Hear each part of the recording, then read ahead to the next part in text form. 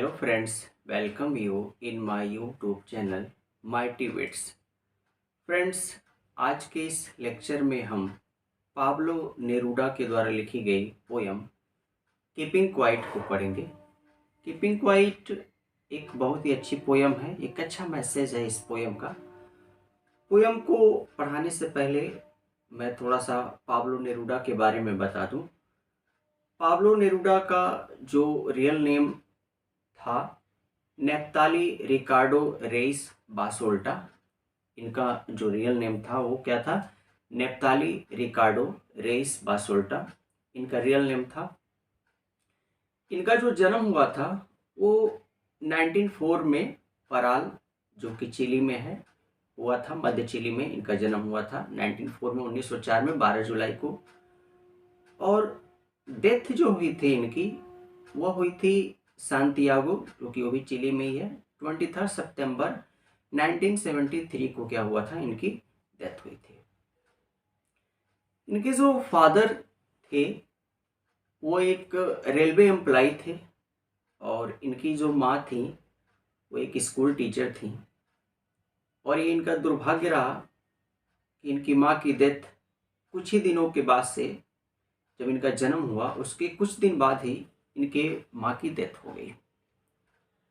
Friends, जो Pablo नेरूडा रहे, इनको बहुत सारे अवार्ड मिले, जिसमें से मेनली जो है आपका मेनली जो आता है इंटरनेशनल पीस प्राइज इनको मिला। इंटरनेशनल पीस प्राइज इनको मिला 1950 में, 1950 में। और उसके बाद से इनको स्टालिन पीस प्राइज जो मिला वो मिला 1953 में। और तीसरा जो सबसे बड़ा अवार्ड एक होता है नोबेल प्राइज, मिला इनको फॉर लिटरेचर के लिए 1971 में। पाब्लो नेरूडा एक पोएट के साथ साथ एक पॉलिटिशियन भी थे, एक डिप्लोमेट थे। और इनका जो पॉलिटिकल पार्टी था, जो ये पॉलिटिकल पार्टी से जो ये बिलोंग करते थे, कम्युनिस्ट पॉलिटिकल पार्टी से ये बिलोंग करते थे।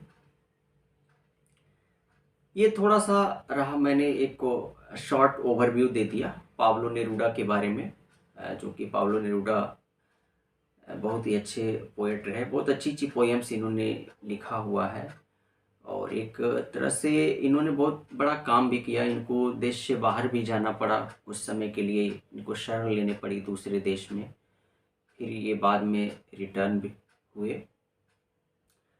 अब आइए फ्रेंड्स, जो है हम जो पोयम है कीपिंग क्वाइट, इस पोयम के बारे में क्या होते हैं हम पढ़ते हैं, इसको समझते हैं। सबसे पहले बता दें, जो पोयम है, पोयम का जो टाइटल है कीपिंग क्वाइट।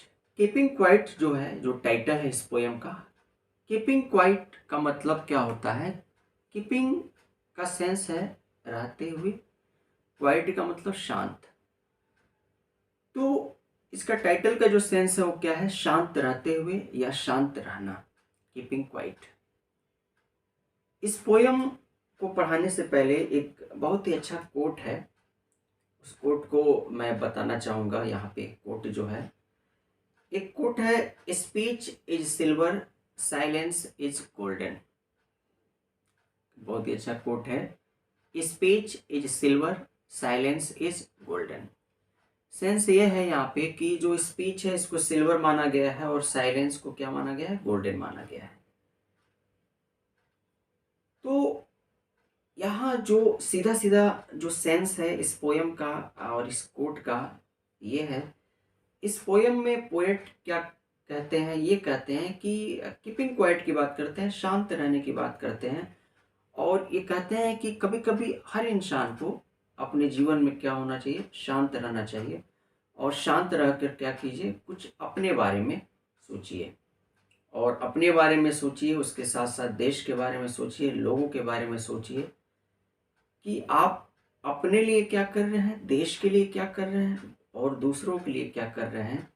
ये इसकी बात करते हैं। जब तक आप शांत नहीं रहेंगे तब तक क्या होगा? आप खुद से बात नहीं करेंगे, और खुद से जब बात नहीं करेंगे तो अपने बारे में नहीं जान पाएंगे।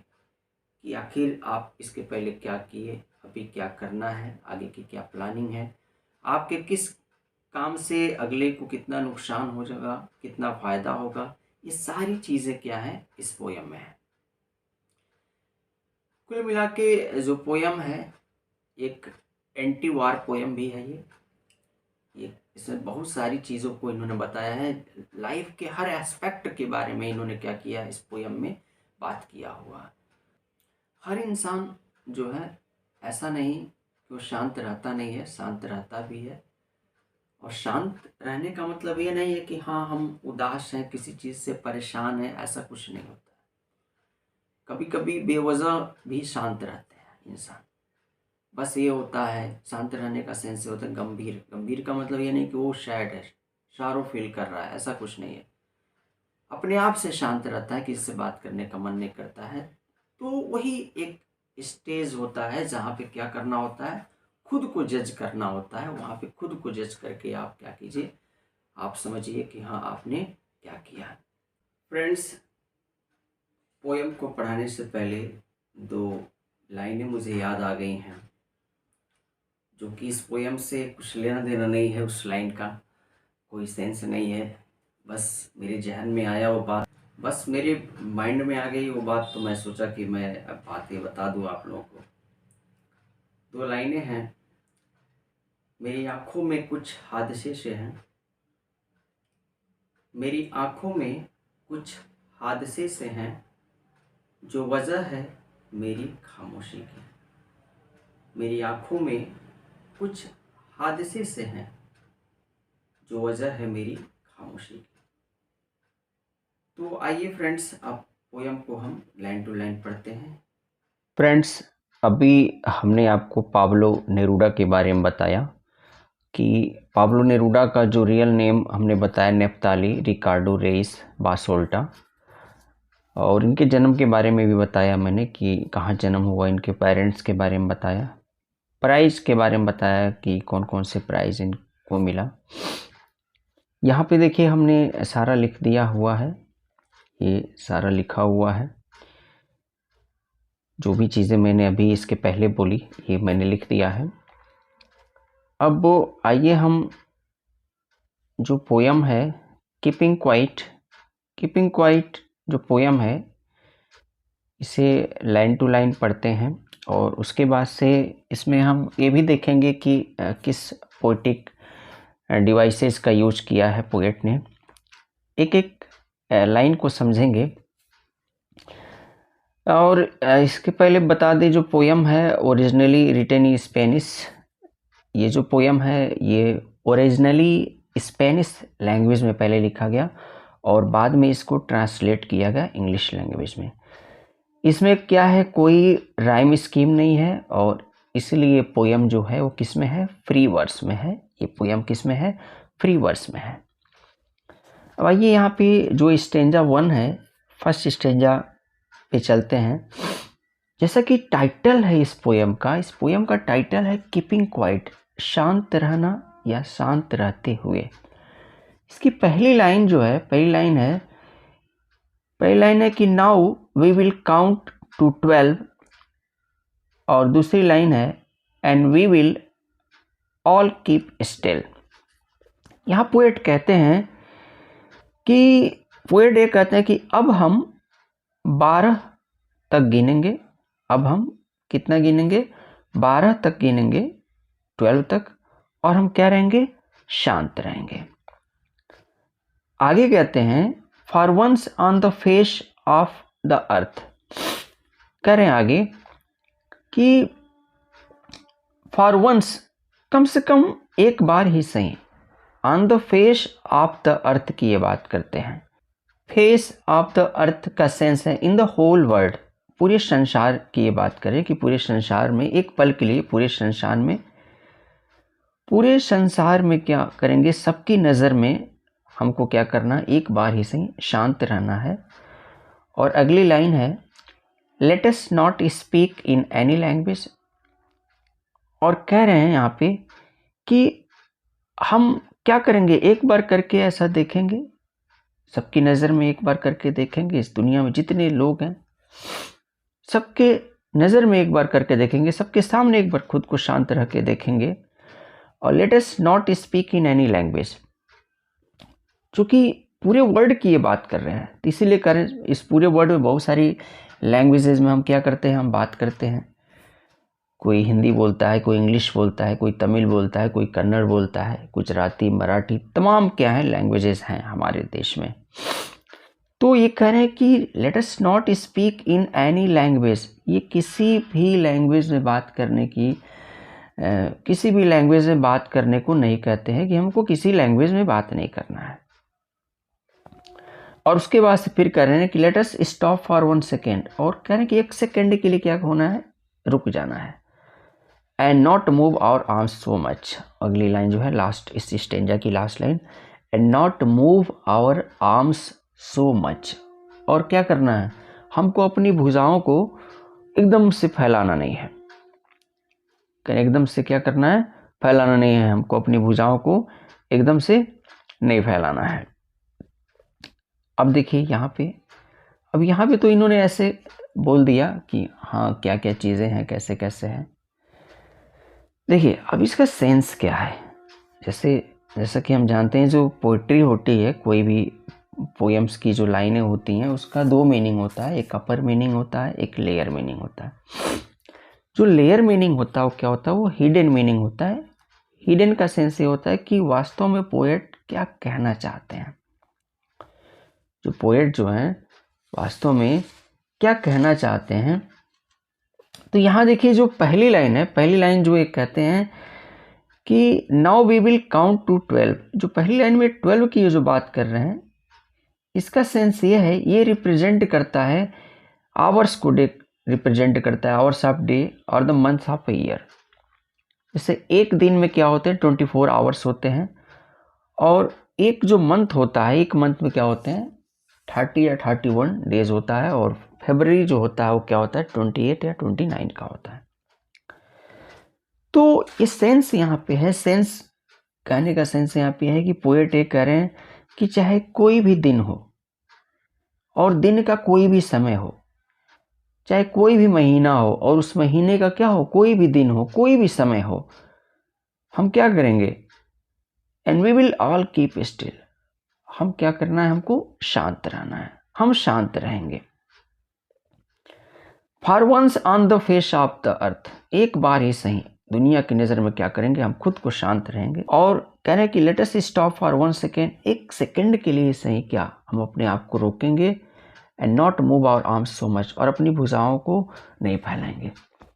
सेंस क्या है इस पूरी स्टेंजा का सेंस अगर हम समझे, तो पोएट यहाँ पे ये कहना चाहते हैं कि चाहे जो भी दिन हो, जो भी रात हो, जो भी समय हो, जो 12 जो है वो क्या करता है, वो टाइम को रिप्रेजेंट कर रहा है। तो टाइम को रिप्रेजेंट करता है, मंथ्स को रिप्रेजेंट कर सकता है, ईयर में जो मंथ होते हैं उसको रिप्रेजेंट, ये कुल मिला के टाइम से ही है। सेंस क्या है इसमें, इस पूरे स्टेंजा का सेंस ये है, पोएट यहाँ पे ये कहना चाहते हैं कि कभी हम क्या करें, हम एक क्षण ही सही इस पूरी जो बहुत बड़ी दुनिया है, इस दुनिया की भीड़ से अलग होकर एक पल ही सही कभी हम खुद के बारे में सोचें, खुद के बारे में सोचें। और जब खुद के बारे में सोचेंगे तो क्या करेंगे, हम अपने आप को पता लगा पाएंगे कि वास्तव में हम हैं क्या, और हम कर क्या रहे हैं, और आगे हमको करना क्या है। ये पूरे जो स्टेंजा है, इस पूरे स्टेंजा का क्या है, यहाँ पे इन्होंने क्या किया है, यूज़ किया है। अब फ्रेंड्स, अब यहाँ पे जैसे हम समझ लेते हैं कि पोएटिक डिवाइसेस क्या यूज़ किया है पोएट ने किस पोएटिक डिवाइस का यूज़ किया हुआ है यहाँ पे। तो यहाँ देखिए जो पहला यहाँ पे जो पोएट ने यूज़ किया है, वो यूज़ किया है एसोनेंस का यूज़ किया हुआ है। एसोनेंस जो होता है स्वर श्राव्य होता है, एक फिगर ऑफ स्पीच क्या है एसोनेंस। जो एसोनेंस है ये एसोनेयर लैटिन वर्ड है, एसोनेयर। एसोनेंस में होता है क्या, इसमें जो वावेल होता है, वावेल साउंड जो होता है ना, उसका रिपीटेशन होता है, वो रिपीट हुआ रहता है। ये थोड़ा सा एलिटरेशन से अलग है। एलिटरेशन जो है आपका जो अनुप्रास अलंकार होता है उससे थोड़ा का क्या है, जो एसोनेंस है अलग है।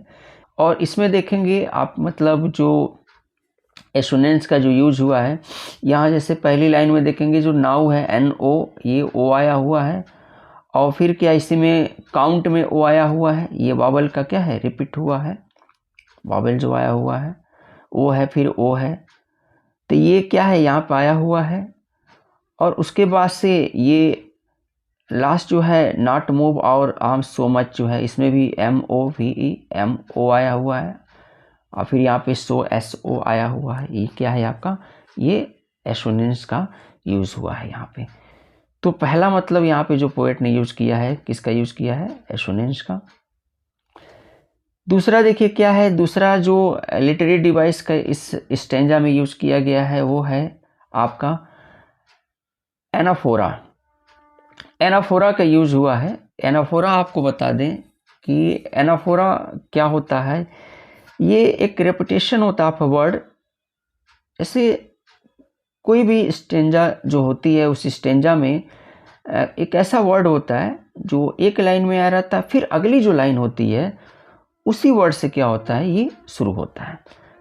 तो यहाँ देखिए जो चौथी लाइन है यहाँ पे, let us not speak any language, तो लेटस आया हुआ है। अब फिर उसके बाद से जो लाइन है उसमें भी क्या है, लेटस आया है शुरू में, तो यही क्या होता है, यही आपका एनाफोरा होता है। एनाफोरा में यही होता है कि जो लाइन है, किसी वर्ड से जो लाइन शुरुआत हुई है, एक वर्ड जो किसी स्टेंजा में एक जो लाइन है, तो उस लाइन की जो शुरुआत जिस वर्ड से हुई है, ठीक अगली लाइन भी उसी वर्ड से अगर शुरू होता है तो वो क्या होता है, वहाँ पे पोएटिक डिवाइसेज जो होता है, आपका फिगर ऑफ स्पीच जो होता है, क्या होता है, वो एनाफोरा होता है। तो ये आपका क्या होगा, एनाफोरा हो गया। अब उसके बाद से देखिए अगला जो है ये आपका एलिटरेशन भी है। अनुप्रास अलंकार का भी यूज़ किया है पोएट ने इस स्टेंजा में। और अनुप्रास अलंकार इसमें क्या है जो आया है, एलिटरेशन वी विल आया है। वी विल जो फर्स्ट लाइन है यहाँ पे, ये देखिए पहली लाइन जो है वी विल। तो एलिटरेशन में क्या होता है, एलिटरेशन में जो आपके क्या होते हैं, जो वर्ड होते हैं उनका क्या होता है, रिपीटेशन होता है। जो अल्फ़ाबेट होते हैं, जैसे तरन, तरूजा, टमाल, तरुअर, बहुछाई, हिंदी में अनुप्रास अलंकार है, तो वर्ड क्या है, हमेशा आया हुआ है। तो उसी तरह से यहाँ देखिए वी विल है, डब्लू है, फिर क्या है, 2 बार आया हुआ है, तो ये आपका क्या हो गया, एलिटरेशन आपका हो गया फिगर ऑफ स्पीच। देखिए अगला जो है यहाँ पे क्या हुआ है कि जो यूज है यहाँ पे नेक्स्ट जो है सिंबलिज्म का यूज हुआ है इस स्टेंजा में। सिंबलिज्म का यूज जो हुआ है, और सिंबलिज्म क्या है, सिंबलिज्म ये है कि काउंट टू 12 की जो बात करते हैं पोएट, काउंट टू 12 जो है यहाँ पे सिंबलिज्म है। और काउंट टू 12 जो है, काउंट टू 12 जो है ये क्या है, ये एज अ मेजर की ये बात किए हुए हैं, as a measure, measure of life की ये बात करते हैं। काउंट टू 12 जो है इस सिंबलिज्म है, मेजर ऑफ लाइफ की ये बात किए हुए हैं।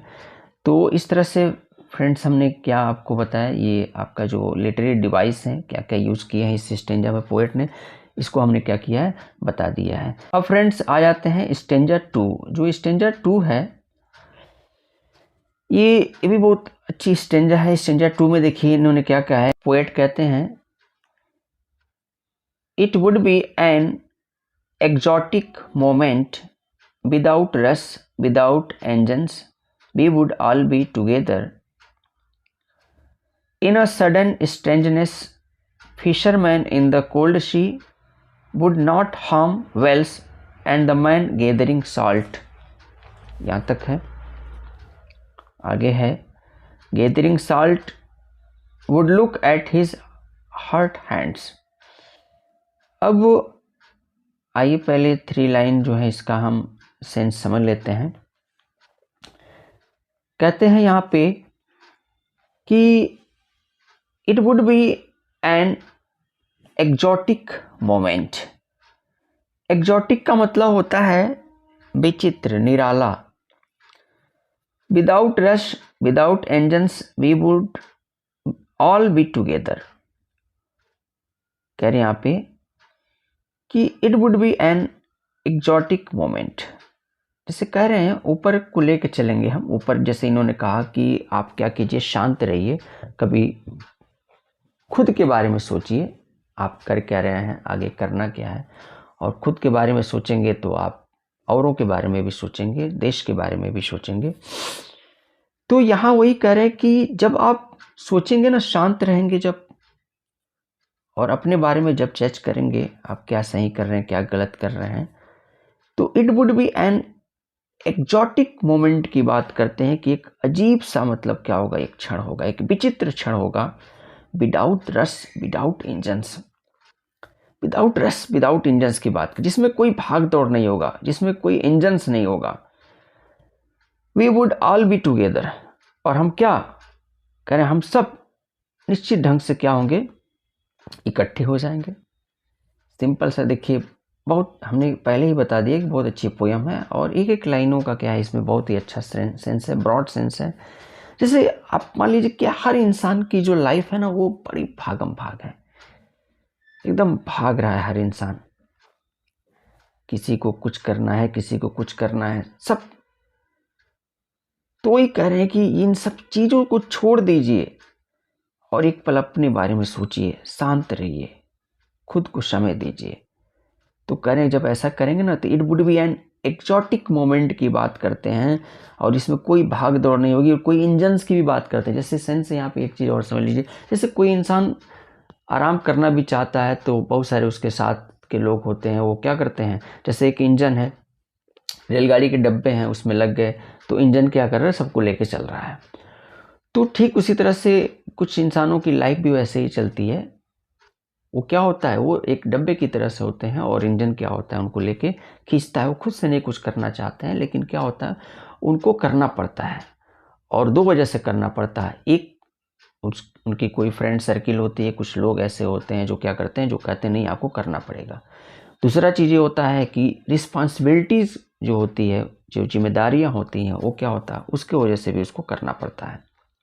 तो वही चीज़ कह रहे हैं ना, आप जब खुद शांत रहेंगे ना, कभी सब चीज़ भूल जाइए और शांत रह के देखिए, जिसमें कोई रस नहीं होगा, कोई इंजन्स नहीं है, और क्या होंगे, we would all be together की बात कर रहे हैं यहाँ पे, कि हम सब क्या होंगे, एक साथ होंगे। यानी कि जब आप सोचेंगे ना शांत रह के, तो आप सब चीज़ आपके माइंड में आ जाएगा, कौन आपसे क्या कहा, कुछ पुरानी बातें, कुछ फ्यूचर की बातें, सब माइंड में होगा, और क्या होंगे, आप सबको अपनी यादों में समेट लेंगे, और सारे के सारे लोग क्या होंगे, एक साथ आ जाएंगे। आगे देखिए, अब आगे जो हम पढ़ते हैं, अगली लाइन जो है, अगली लाइन है कि इन अ सडन स्ट्रेंजनेस, और कह रहे हैं कि इन अ सडन, अचानक से, एक अजीब सा होगा, स्ट्रेंजनेस की बात कर रहे हैं। स्ट्रेंजनेस एक आपको क्या लगेगा, एक अजीब सा लगेगा, और जब ऐसा करेंगे तो अजीब सा लगेगा, इसका मतलब आपको एहसास होगा कि नहीं, मुझे शांत भी रहना चाहिए, कभी कभी, कभी कभी खुद से भी बात करना चाहिए। मैं कहाँ भाग रहा हूँ, एकदम यहाँ लाइफ एकदम हेक्टिक हो गई है, उधर उधर दौड़ रहे हैं, भाग रहे हैं, कहाँ पे जा रहे हैं। और आगे कहते हैं कि फिशरमैन इन द कोल्ड सी, और कह रहे हैं कि जो फिशरमैन है, जो मछुआरे हैं, उस कोल्ड सी में, उस ठंडे सागर में, वुड नॉट हार्म वेल्स, जो क्या करेंगे, जो वेल्स जो है ना, उनको हार्म्स नहीं करेंगे। जनरली हम सब जानते हैं मछुआरे क्या करते हैं, मछलियों को मारते हैं, और मछलियों को मारते हैं, और वही उनकी जीविका है, उसको बेचते हैं और खाते पीते हैं, अपना जीवन यापन करते हैं। तो कह रहे हैं कि फिशरमैन जो है वो क्या होंगे, बहुत अच्छा सेंस है, अभी इसके बारे में हम समझाएंगे कि क्या इसका हिडन मीनिंग क्या है। जब समझेंगे तो और आपको अच्छा लगेगा ये पोयम जो है। तो कह रहे हैं कि जो फिशरमैन है वो क्या होंगे, वो क्या करेंगे, जैसे वो जो कोल्ड सी, वो जो है ना, वो सागरों, ठंडे सागरों में नहीं जाएंगे, और ना ही क्या करेंगे, जो वेल्स हैं उनका क्या करेंगे, वो उनको कोई नुकसान पहुंचाएंगे।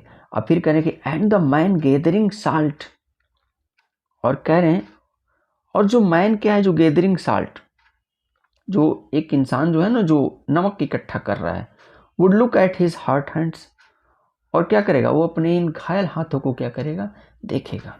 देखिए क्या सेंस है यहाँ पे, कह रहे हैं कि and the man gathering salt would look at his hurt hands, जो इंसान है ना वो क्या करेगा, जो कौन सा इंसान, ये बात करते हैं जो नमक को क्या कर रहा है, गैदर कर रहा है, कलेक्ट कर रहा है, वो क्या करेगा, अपने हार्ट हैंड्स को देखेगा, अपने जो उसके जो क्या है, जो चोटिल हुए हाथ हैं उनकी ये बात करते हैं कि उसको क्या करेगा, ये देखेगा।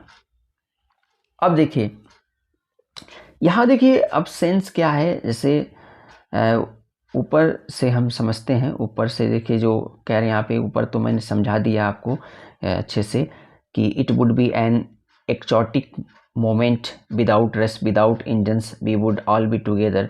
और कह रहे हैं कि जब पोएट कहते हैं कि जब आप खुद के बारे में सोचेंगे ना तो क्या होगा, एक बहुत ही अजीब आपका वो एक मोमेंट होगा, एक क्षण होगा जिसमें कोई भाग दौड़ नहीं होगी, कोई इंजन्स नहीं होगा, we would all be together, आप सब हम सब क्या होंगे, एक साथ होंगे, इन अ सडन स्ट्रेंजनेस, और आपके अंदर एक अजीब सी फीलिंग आएगी।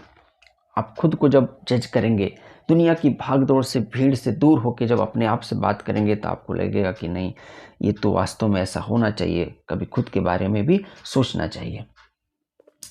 यहाँ देखिए अब क्या है, आगे जो कहते हैं कि जो फिशरमैन की बात करते हैं यहाँ पे, जो अगली लाइन है यहाँ से समझना हम लोग को, जो ये जो लाइन है सेकेंड लाइन, इसमें जो है fishermen in the cold sea would not harm whales, जो क्या करेंगे, जो वेल्स को, जो मछली है, मछली जो वेल्स होती है उसको नुकसान नहीं पहुंचाएंगे, मछुआरे ठंडे सागर की बात करते हैं। अब यहाँ देखिए यहाँ पे क्या है, पोएट ने क्या किया है, सिंबलिज्म का यूज किया हुआ है, जो पोएटिक डिवाइस यहाँ पे यूज हुआ है वो क्या है, वो सिंबलिज्म का यहाँ पे इन्होंने क्या किया, पोएट ने यूज किया हुआ है। और फिशरमैन जो है वो क्या है, वो ऑपरेशर हैं, और जो वेल्स हैं वो क्या है, वो ऑपरेस्ड हैं।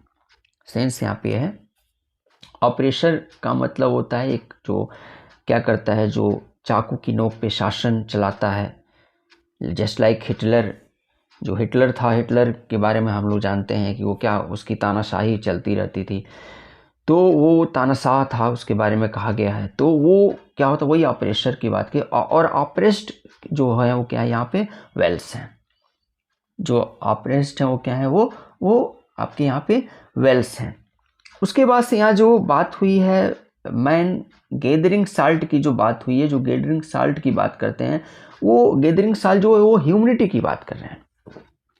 जैसे होता क्या है, एक शासक जो तानाशाह होता है तो अपने उस तानाशाही की वजह से क्या होता है, जो इनोसेंट पीपल है ना, सबसे ज़्यादा नुकसान उसी का होता है।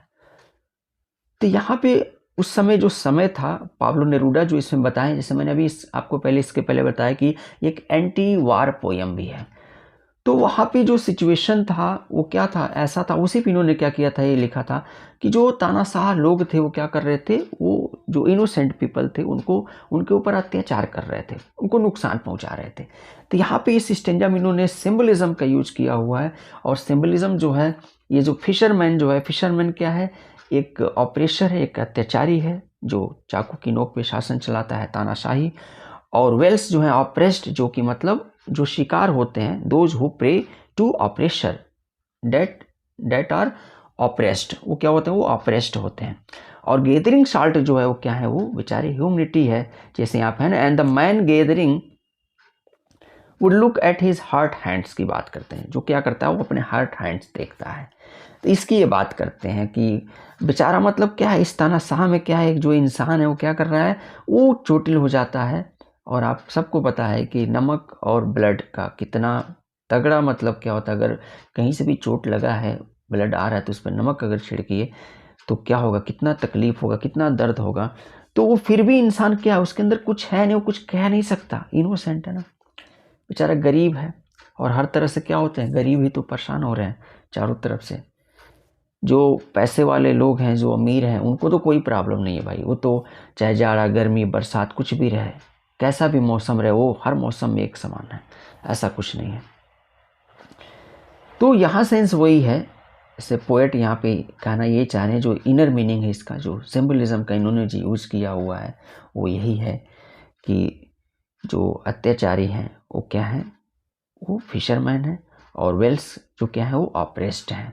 तो ये पब्लिक की बात करते हैं, उस समय के अपने टाइम को लेकर इन्होंने क्या किया, एक कमेंट किया हुआ है। और क्या है, जो गैदरिंग साल्ट कर रहा है बेचारा, जो इंसान जो ह्यूमन है वो क्या है, जो मानवता एक तरह से एक तरह से समझिए कि वो तानाशाहियों की मर गई है, और क्या कर रहे हैं, जो इनोसेंट पीपल है उनको नुकसान पहुंचा रहे हैं। और एक चोटिल हुआ इंसान क्या कर रहा है, वो देख रहा है अपने हाथों को कि कैसे उसके हाथ क्या हैं, खून से लथपथ हैं, कैसे मतलब उस पर चोट लग गई, लेकिन वो कुछ कर नहीं पा रहा है।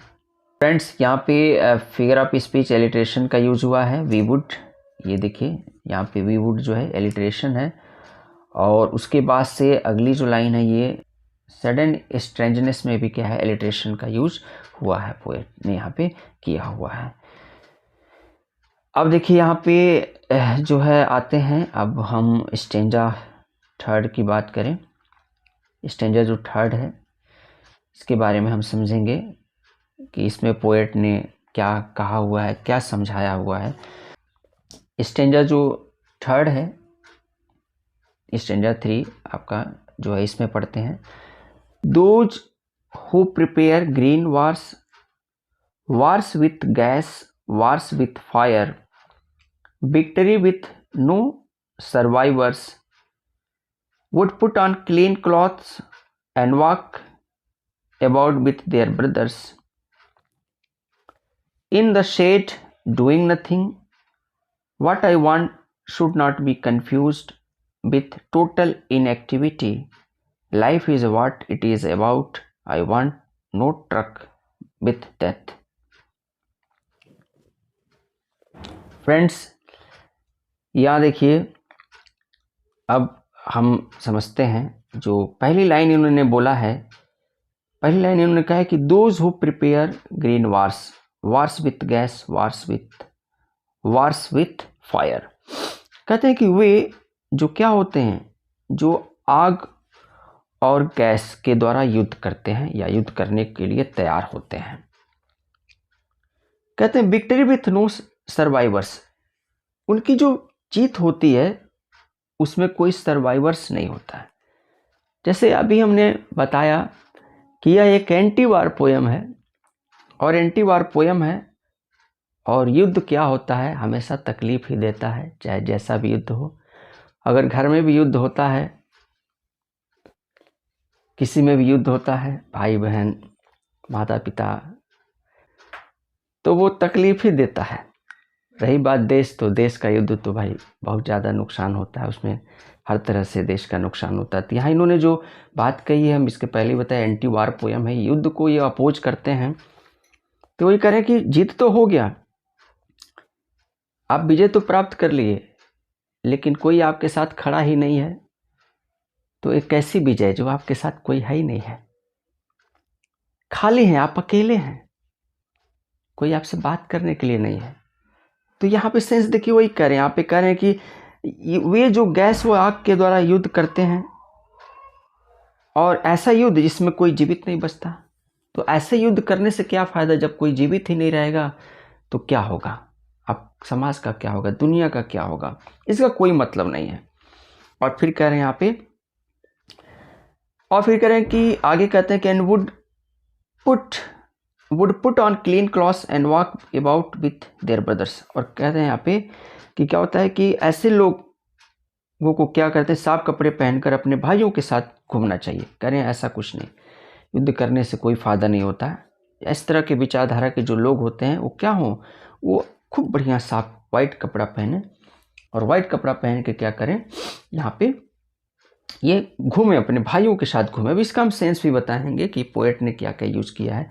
पोएटिक डिवाइस को जब हम समझेंगे तब हम क्या करेंगे, जानेंगे कि आखिर में पोएट कहना क्या चाहते हैं। तो यहाँ कह रहे हैं कि अपने ऐसे लोग जो इस तरह के आइडियाज़ रखते हैं, उनको क्या अपने भाइयों के साथ वाइट ड्रेस पहनने और उनको घूमना चाहिए। इन द शेड, पेड़ों की छाया में जाना चाहिए। डूइंग नथिंग, कुछ नहीं करना चाहिए, एकदम शांति से बैठे रहें। और कह रहे हैं कि what I want should not be confuse. कह रहे हैं यहाँ पे कि वास्तव में मैं जो चाहता हूँ ना, उस चीज़ को लेके आप कंफ्यूज मत होइए। और उस पर ऐसा नहीं कि आप सोचिए कि टोटल इनएक्टिविटी, नहीं, उस पर कोई एक्टिविटी ही ना करें, उस पर कोई कार्य ही ना करें, ऐसा कुछ नहीं। मैं जो भी बातें यहाँ बता रहा हूँ उसके बारे में आप सोचिए, खुद से बात कीजिए। और कहते हैं क्या क्या बात करना है कि life is what it is about. Life क्या है, लाइफ कुछ नहीं है, लाइफ क्या है, कुछ ही नहीं है। और कह रहे हैं कि I want no truck with death. और मैं ये चाहता हूँ कि आप कोई ट्रक ना हो विथ डेथ से। सेंस ये है कि यहाँ पे कह रहे हैं कि जो डेथ है ना उससे कुछ वास्ता ना हो, कोई मतलब ना हो। कह रहे हैं यहाँ पे किससे कह रहे हैं कि कोई वास्ता ना हो, डेथ के बारे में क्या न किया जाए, बात न किया जाए। यहाँ पे कह रहे हैं कि उससे कोई वास्ता नहीं होनी चाहिए। आप मौत की बात ही मत करो, मारने की बात ही मत करो, आप जीने की बात करो, आप साथ रहने की बात करो, आप दुख वाली बात करो ही मत। यहाँ पे पोएट का जो सेंस है इन्होंने क्या किया है, ये यूज किया हुआ है। अब यहाँ पे देखिए क्या है इस स्टेंजा में, देखिए अब ये तो आपका आउटर सेंस रहा, अब इसका इनर सेंस है, इसको हम पोएटिक डिवाइस के थ्रू हम क्या करेंगे समझेंगे। यहाँ पे पोएट ने क्या किया है कि जो एलिट्रेशन का यूज किया हुआ है, वार्स विथ, यहाँ देखिए ये जो लाइन है, सेकेंड लाइन जो है, यहाँ पे एलिट्रेशन का यूज हुआ है।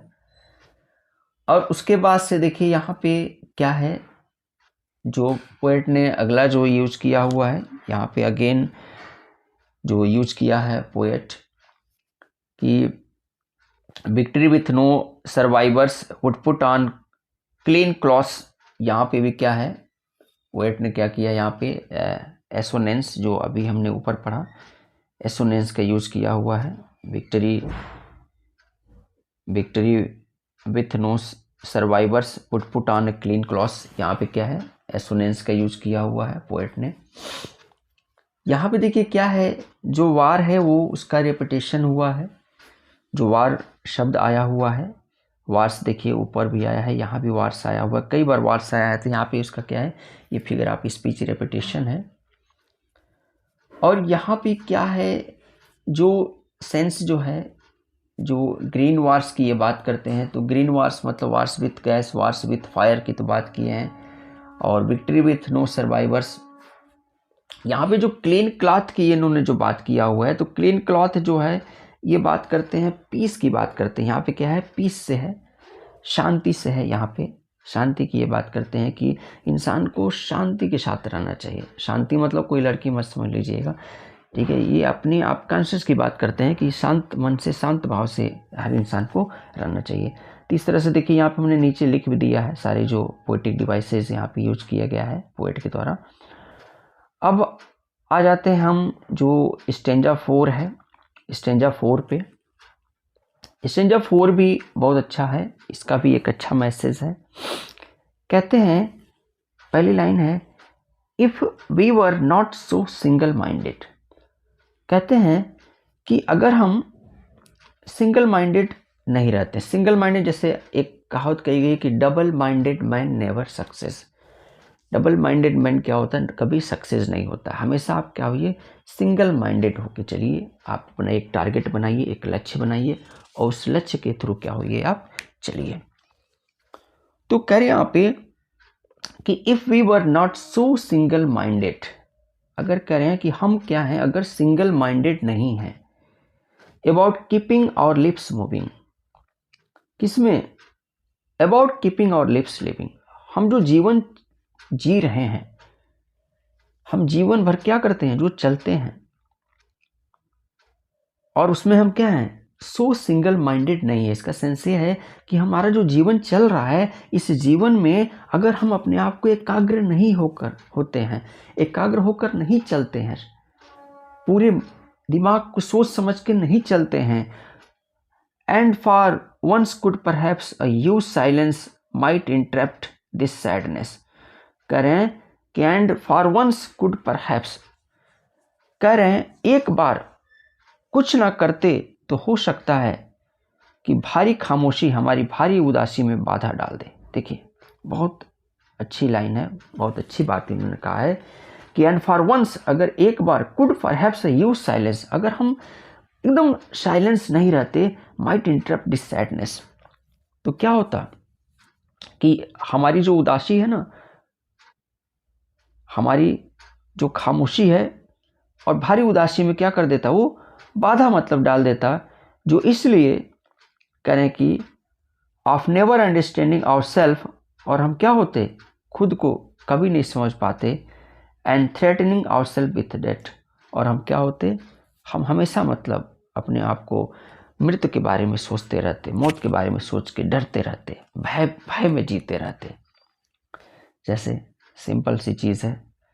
अब यहाँ पे पोएट कहना क्या चाह रहे हैं, पोएट यहाँ पे देखिए कहना क्या चाहते हैं, कह रहे हैं कि जो ये हमारा लाइफ है इसमें हमको सजेस्ट कर रहे हैं पोएट कि हमेशा क्या होना चाहिए, हमको सिंगल माइंडेड होना चाहिए।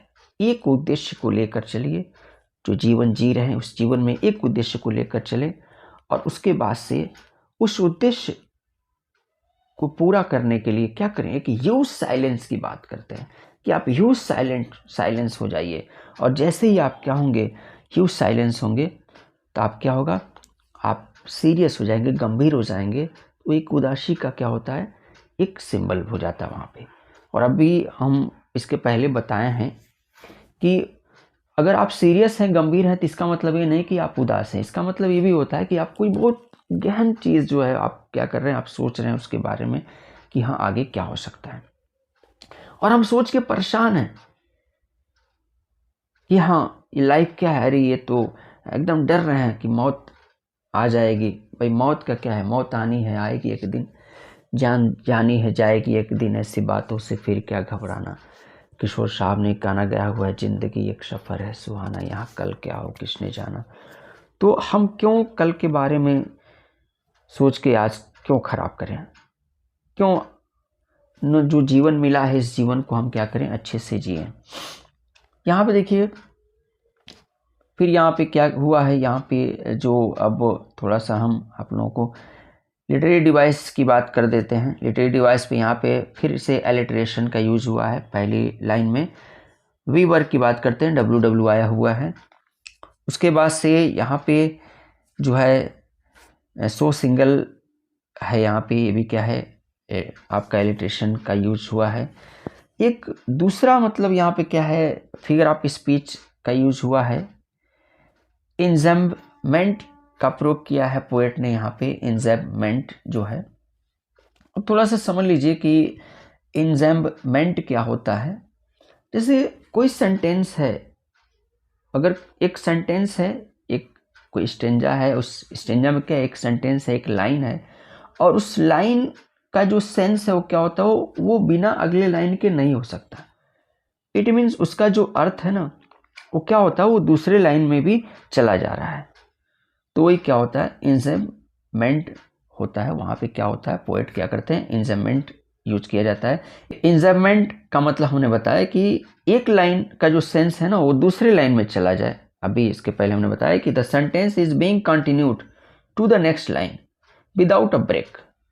मतलब ये है कि एक लाइन, मान लीजिए एक स्टेंजा है, उस स्टेंजा में एक लाइन है, और लाइन में क्या जो सेंटेंस बना हुआ है, तो उस लाइन का जो सेंस है वो दूसरे लाइन में भी चला जाए। रन ऑन लाइन वो क्या होता है, ये क्या होता है, आपका इंजम्बमेंट होता है। और एक चीज़ और बता दें, इंजम्बमेंट का दूसरा नाम भी है, आपका अनदर नेम भी होता है run on line. Run on line मतलब क्या होता है, वो दूसरे लाइन में वो चला जाता है। तो यहाँ पे जो यूज हुआ है ये है आपका, देखिए जो यहाँ पे यूज हुआ है इंजम्बमेंट का, जो पोएट ने क्या किया है, जो यूज किया हुआ है वो है कि माइट जो है, माइट आया ना, might interrupt this sadness of never understanding. देखिए यहाँ पे जो है माइट इंटरप्ट दिस सैडनेस, ये यहाँ पे क्या हो रहा है, इसका जो सेंस है जो निकल रहा है, जब तक हम दूसरी लाइन ऑफ नेवर अंडरस्टैंडिंग और सेल्फ जो है नहीं पढ़ रहे हैं तब तक क्या होगा, इसका सेंस नहीं निकल रहा है। तो यहाँ पे पोएट ने क्या किया, इंजम्बमेंट का यूज किया है फिगर ऑफ स्पीच का। फ्रेंड्स अब आइए आगे, आपका मतलब जो आखिरी स्टेंजा है, स्टेंजा 5th, इसको पढ़ते हैं। और ये जितने भी स्टेंजा हैं एक तरह से एसेंस है पूरे स्टेंजा का, इसमें इन्होंने पूरे का एक एसेंस निकाल दिया है। कहते हैं कि perhaps the earth can teach us, कहते हैं कि शायद यह संभवतः हम पृथ्वी से क्या कर सकते हैं, कुछ सीख सकते हैं। As when everything seems dead, और पृथ्वी से क्या ऐसा महसूस होता है यहाँ पे कि as when everything seems dead, ऐसा लगता है कि हर चीज़ क्या है, एकदम खत्म, सब खत्म हो गया, सब मर गया, सब कुछ खत्म हो गया, ये हमको दिखाई देता है। एंड लेटर और ये जो बात करते हैं, जैसे पहली लाइन जो है, perhaps the earth can teach us, शायद क्या करती है पृथ्वी, यानी कि पृथ्वी पे जो नेचर है, नेचर हमको क्या करती है, पृथ्वी का सेंस यहाँ नेचर से है, नेचर हमको क्या कर सकती है, सिखा सकती है। जैसे वर्ड्सवर्थ की एक पोएम भी है एजुकेशन ऑफ नेचर, उसमें उन्होंने इसके बारे में बताया हुआ है। तो नेचर से हम बहुत सारी चीज़ें क्या कर सकते हैं, सीख सकते हैं। As when everything seems dead, जैसा कि नेचर में हम देखते हैं कि जैसे लगता है कि सब कुछ खत्म हो गया, सब डेड हो गया, and later proves to be alive, और बाद में लगता है कि क्या है, वो तो एकदम जीवित है। अब यहाँ देखिए, इसको समझ लीजिए सेंस क्या है। जैसे यहाँ पे पोएट ने किसका बात किया, बहुत बड़ी बात की है, पूरे स्टेंजा की सबसे जो जान कह लीजिए जो है ये स्टेंजा है। और इसमें ये कहते हैं कि हम नेचर से सीख सकते हैं। जैसे कैसे सीख सकते हैं, जैसे देखिए जो नेचर है और हमारी जो क्या है, जो ऋतुएं हैं, जैसे मान लीजिए कि आपका क्या होता है, आटम। आटम क्या होता है, आटम जैसे पतझड़ होता है, तो पतझड़ में क्या होता है, पेड़ों से पत्ते क्या होते हैं, गिर जाते हैं, सब कुछ खाली खाली सा होता है, सब कुछ सूना सूना सा लगता है। लेकिन जैसे ही बसंत आता है, वहां से क्या होते हैं, हर तरफ से, हर पेड़ से, जितने पेड़ों से पत्ते, जो वहां देखेंगे ना, जब पेड़ से पत्ते गिर जाते हैं तो सब सूना, जैसे लगता है कि उस पेड़ की लाइफ खत्म हो गई, वो मर गया। लेकिन नहीं, कुछ दिनों के बाद से क्या होगा, आप देखेंगे कि उस पेड़ से पत्ते निकल आते हैं और जैसे लगता है कि फिर क्या हो गया, फिर सब कुछ जीवित हो उठा। तो just like it is our life, ठीक इसी तरह से हमारा जीवन भी है। हमको भी यही चीज़ सोचना चाहिए कि ऐसा नहीं, सब ऐसा नहीं कि जब लगे ना सब खत्म हो गया तो मान के चलिए कि कुछ अच्छा होने वाला है, आगे कुछ अच्छा होगा। तो इसी की ये बात करते हैं यहाँ पे इन्होंने, जो नेचर से कहें कि सीखने की जो बात करते हैं, तो आप नेचर से हर साल सीख सकते हैं। हर साल क्या होता है, हमेशा हर साल ऑटम आता है, हर साल स्प्रिंग आता है, हर साल रेनी सीजन आता है। ऐसे क्या होते हैं, मौसम क्या होते हैं, जो हर चीज़ वेरिएबल है, बदलता रहता है, कभी सुख कभी दुख, ये सब क्या है, पार्ट ऑफ लाइफ है, सब चलता रहता है। तो हम ऐसा नहीं कि हम क्यों परेशान रहें। तो इन सबको मतलब क्या करके हम लेकर चलें, नेचर से सीखें, अर्थ से सीखें, हर चीज़ से। ईश्वर जिनको तमाम क्या हर तरह से पावर था उनके पास, फिर भी उनको क्या हुआ, 14 वर्ष वनवास जाना पड़ा। देखिए यहाँ पे जब भगवान वन वन घूमे, एक महलों में रहने वाले, सबके शिरोमणि श्री राम क्या है, वो क्या है, वो वनों में घूम रहे हैं। तो क्या है, लाइफ है, सब चलता है। तो हम इन सब चीज़ों से क्या कर सकते हैं, सीख सकते हैं। तो यहाँ पे यही, यहाँ पे एग्जाम्पल ये दे रहे हैं, नेचर की बात करते हैं, अर्थ की बात करते हैं कि सब समाप्त, लेकिन फिर लगता है अगले पल ही क्या हो गया, सब आ गया। तो यहाँ देखिए कह रहे हैं यहाँ पे कि now I will count up to 12, और कह रहे हैं कि अब मैं क्या करूँगा, अब मैं 12 तक गिनूंगा, एंड यू कीप क्वाइट, और आप शांत रहेंगे, एंड आई विल गो, और मैं क्या होऊंगा, चला जाऊंगा। सेंस क्या है, यहाँ पर भी पोएट ने बहुत अच्छा सेंस दिया। यहाँ पे एक मैसेज इन्होंने दिया हुआ है, एक इनर मीनिंग है इसमें। पोएट ये कहना चाहते हैं कि मैंने ये पोएम लिख दिया, और ये पोएम क्या है, जनरेशन टू जनरेशन पढ़ती रही, चलती जाएगी, लोग पढ़ेंगे इस पोएम को जनरेशन टू जनरेशन, और इस पोएम से क्या करेंगे, एक मैसेज लेंगे, एक मैसेज पाएंगे, और उसके बाद से क्या होंगे, वो क्वाइट हो जाएंगे, शांत होंगे, शांत होकर कुछ अपने बारे में क्या करेंगे, सोचेंगे, और उसके बाद से मैं जाऊंगा मतलब इस दुनिया को छोड़ के चला जाऊंगा, लेकिन ये पोएम मेरी रहेगी। और इसी तरह से हमारी लाइफ भी है, हम भी क्या है, यहाँ कोई रहने नहीं आया है, सब क्या होंगे, सब चले जाएंगे, लेकिन हम क्यों परेशान हों, जीवन है, जीवन में सब चलता रहता है। तो फ्रेंड्स, इस तरह से हमने क्या आपको ये पोयम जो है कीपिंग क्वाइट, जो पाब्लो नेरूदा के द्वारा लिखा गया, को समझाया। ये हमारा वीडियो कैसा लगा आप कमेंट बॉक्स में ज़रूर बताइए, और आगे की वीडियो को देखने के लिए हमारे चैनल को सब्सक्राइब कीजिए।